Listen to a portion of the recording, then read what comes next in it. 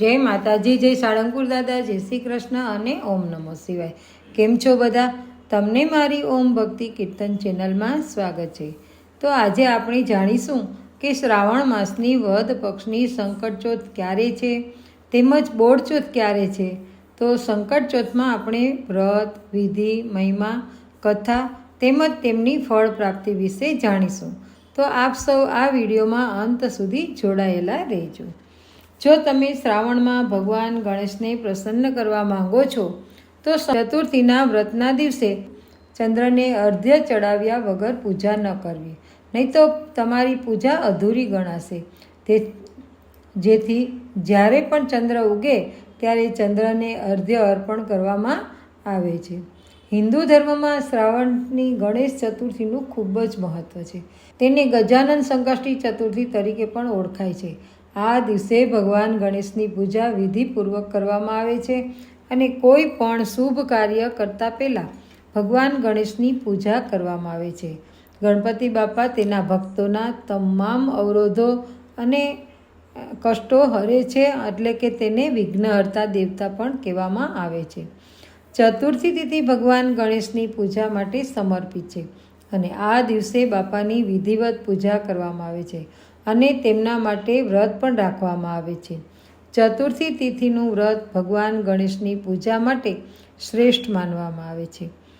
તો આ વખતે ચતુર્થી તિથિ ક્યારે છે તો તેનું મુહૂર્ત અને આપણે જોઈશું। તો એની પહેલાં આપણે જોઈશું કે પૂજા વિધિ। ગણેશ ચતુર્થીના દિવસે સવારે વહેલા ઉઠી સ્નાન કરવા અને સ્વચ્છ વસ્ત્રો પહેરવા, સૂર્યોદય પછી સૂર્ય ભગવાનને જળ અર્પણ કરવું અને વ્રતની પ્રતિજ્ઞા લેવી, સંકલ્પ લેવો। પૂજા સ્થાન ઉપર ભગવાન ગણેશનું ચિત્ર અથવા તો મૂર્તિ સ્થાપિત કરવી।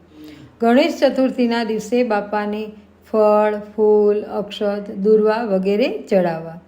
ભગવાન ગણેશની આરતી કરવી, ભોગ ચડાવવો તેમજ ગણેશ સ્તોત્રનો પાઠ કરવો। તમારી બધી જ મનોકામના પૂર્ણ કરવા માટે ગરીબો અને જરૂરિયાતમંદોને દાન કરવું। રાત્રે પાણીમાં દૂધ, ફૂલ, અક્ષત નાખીને ચંદ્રને અર્ધ્ય અર્પણ કરવું। હવે સંકષ્ટી ચતુર્થીનું મહત્ત્વ શું છે? એવું માનવામાં આવે છે કે ભગવાન ગણેશની પૂજા અને શ્રવણથી પ્રથમ ચતુર્થીના રોજ ઉપવાસ કરવાથી દરેક પ્રકારના દુઃખ અને કષ્ટોમાંથી મુક્તિ મળે છે અને વ્યક્તિની દરેક મનોકામનાઓ પૂર્ણ થાય છે, જીવનમાં સુખ રહે છે, લાંબા સમયથી અટકેલા કામ પણ પૂરા થાય છે। ગણપતિ બાપાની કૃપાથી દરેક પ્રકારના અવરોધોમાંથી મુક્તિ મળે છે।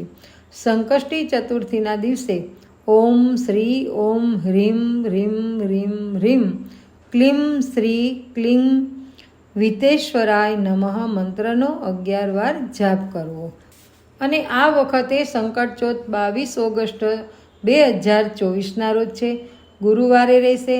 કેમ કે આમ જોઈએ ને તો વદ પક્ષની ચોથ છે એ 23 ઓગસ્ટ 2024ના રોજ છે, પરંતુ ચોથ છે તે ચંદ્રમાના દર્શન કરવાથી થાય છે, માટે ચોથનો ચંદ્રમા છે એ 22 ઓગસ્ટ રાત્રિના થશે અને બહેનો છે એ શ્રાવણ માસની બોળચોથ કરે છે જે ચોથના દિવસે થાય છે, તે 23 ઓગસ્ટ 2024ને શુક્રવારના રોજ કરવાની રહેશે।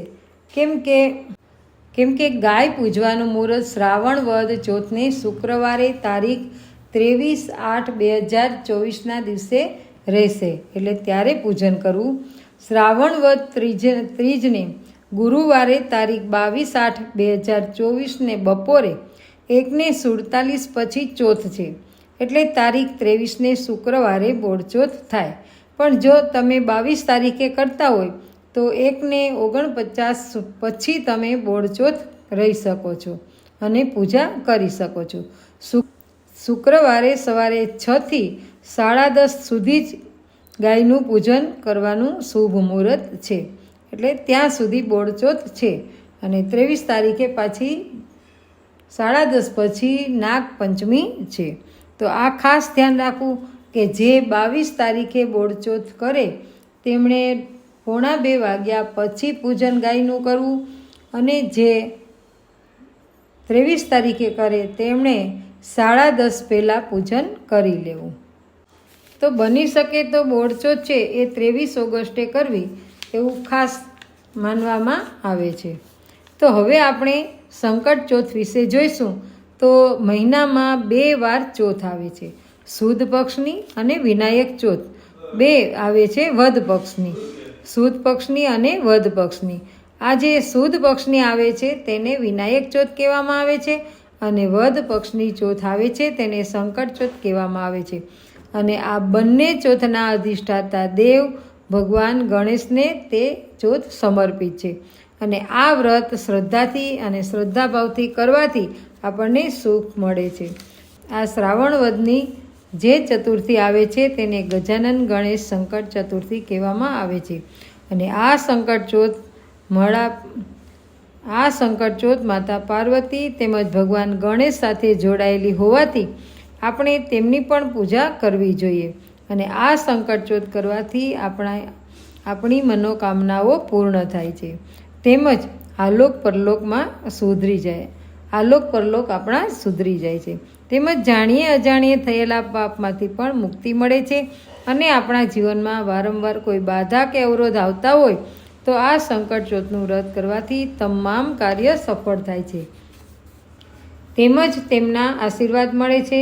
આપણે કોઈ પણ કાર્ય કરીએ ત્યારે પ્રથમ તો ગણેશ એટલે કે ગણપતિનું નામ જ લઈએ છીએ, કેમ કે ભગવાન ગણેશ એ વિઘ્ન તેમજ સંકટોને હરી લે છે. આપણે લગ્ન, સગાઈ, હવન, રાંદલમાં તેડવા કે કોઈ પણ શુભ કાર્ય કરીએ છીએ તેની પહેલાં આપણે ગણપતિની પૂજા કરીએ છીએ, તો તમામ વિઘ્નોને તે દૂર કરે છે. તો હવે આપણે સાંભળીશું કે ગણપતિ ભગવાનની કથા. તો હવે આપણે સાંભળીશું કે પાર્વતીજીની કથા. પ્રાચીન કાળમાં સતયુગની આ વાત છે.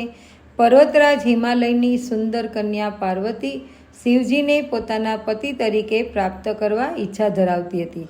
એક દિવસ નારદજી પાર્વતીજીને ત્યાં ગયા અને પૂછ્યું કે હે પાર્વતી, તમે જેને ઈચ્છો છો જગદીશ્વર શિવને તમે પતિ સ્વરૂપે પ્રાપ્ત કરો તેઓ તમને અવશ્ય સ્વીકારશે. તમારા સિવાય અન્ય સ્ત્રીનો હાથ તે ગ્રહણ કરશે નહીં. ત્યારબાદ પાર્વતીજી પોતાના માતા પિતાની આજ્ઞા લઈ વન તરફ પ્રયાણ કર્યું. ત્યાં ઘણા બધા દિવસો સુધી તપશ્ચર્યા કરી, પણ શિવજી પ્રસન્ન થયા નહીં. આથી નિરાશ થઈને પાર્વતીજીએ નારદને યાદ કર્યા. નારદ નારાયણ નારાયણ કરતા ત્યાં હાજર થયા અને કહ્યું કે હે પાર્વતી, તે મને શા હેતુથી યાદ કર્યો તે જણાવ. પાર્વતી કહે કે તમારા કહેવા મુજબ મેં ઘણો સમય શિવજીને મેળવવા માટે તપશ્ચર્યા કરી, પણ શિવજી રાજી થયા નહીં. માટે મને એવો કોઈ ઉપાય બતાવો જેથી હું શિવજીને પ્રાપ્ત કરવામાં સફળ થાઉં. નારદજી કહે કે હે પાર્વતી, તમે ગણેશ સંકટ ચતુર્થીનું વ્રત કરો. તમે મનમાં સંકલ્પ કરો, જ્યાં સુધી ચંદ્રોદય નહીં થાય ને ત્યાં સુધી હું ગણેશ પૂજન ચાલુ રાખીશ. ચંદ્રોદય પછી ભોજન લઈશ. આમ નિત્ય તેમજ કૃષ્ણ પક્ષની ચોથનું ગણેશનું પૂજન કરવાથી તમારી મનોકામના અવશ્ય પૂર્ણ થશે. આટલું જણાવી નારદજી ત્યાંથી રવાના થઈ ગયા. અને આ પછી પાર્વતીજીએ નિત્ય ગણેશ પૂજન ચાલુ કરી દીધું. જેમ જેમ સમય વીતતો ગયો તેમ તેમ તેમનું શરીર કૃશ થવા લાગ્યું. શરીર કૃશ થવાથી મન સ્થિરતાથી ગણેશ પૂજન કરી શકાતું નથી. વારંવાર મન વિચાર વમળમાં ગૂંથાઈ જતું હતું. પાછું મન દ્રઢ બનાવી ગણેશ પૂજનમાં પાર્વતી ગૂંથાઈ જતા. છેવટે તેમનું ગણેશ ચતુર્થીનું વ્રત ફળ્યું અને એક દિવસ શિવજીએ તેમની સન્મુખ જઈને પ્રગટ થઈ દર્શન આપ્યા. શિવજીને નિહાળીને પાર્વતીજી ભાવમય બની ગયા. સર્વાંગે સુંદર 5 મુખ અને 3 નેત્રો ધરાવતા, લલાટમાં ચંદ્રને ધારણ કરેલા, કંઠમાં હળાહળનું ચિહ્ન શોભાવતા અને કાંતિવાળા 2 ભુજાઓમાં ત્રિશૂળ અને ડમરું ધારણ કર્યા. બીજા 2 હાથમાં વરદ મુદ્રા અને અભય મુદ્રા રાખ્યા હતા. આવા શિવજીને શ્રદ્ધાથી 2 હાથ જોડી અને વંદન કર્યા. પછી શિવજી કહે કે હે પાર્વતી, હું તારા વ્રતથી પ્રસન્ન થયો છું. તારે જે જોઈએ તું માંગ. પાર્વતી લજ્જાથી શિવજી સામે જોઈ રહ્યા. તેઓ ભાવનામય સ્વરે બોલ્યા, ઓ પ્રભુ, મેં જે ઈચ્છાથી આ વ્રતનો પ્રારંભ કર્યો છે તે ઈચ્છાથી આપ અજાણ નથી. મારી એ ઈચ્છા પૂર્ણ કરો. શિવજી કહે, હે પાર્વતી, તમારી તે ઈચ્છા અવશ્ય પૂર્ણ થશે. આટલું કહી શિવજી અંતર્ધ્યાન થઈ ગયા. ગણેશ સંકટના વ્રત પૂજનથી પાર્વતીજી શિવને પ્રાપ્ત કરવા ભાગ્યશાળી થયા અને તેઓ